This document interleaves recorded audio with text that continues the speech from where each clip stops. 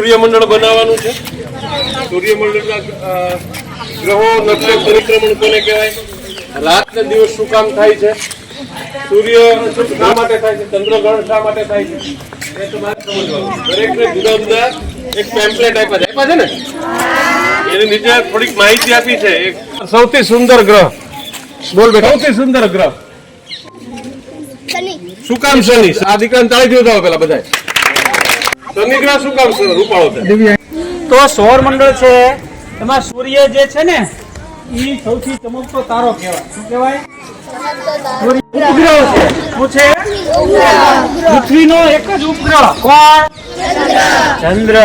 પછી મંગળ। મંગળ પછીનો ગ્રહ કોણ છે? ગુરુ।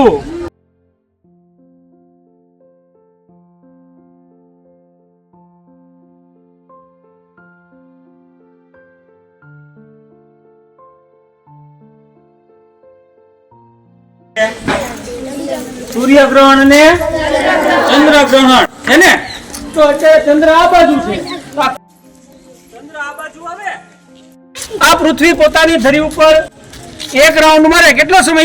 એ એક પ્રક્રિયા થઈ। કઈ પ્રક્રિયા? શું કહેવાય?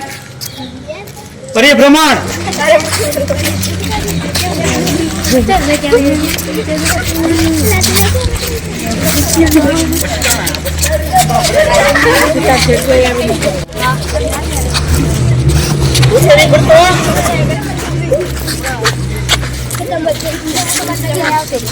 ક્યાં છે?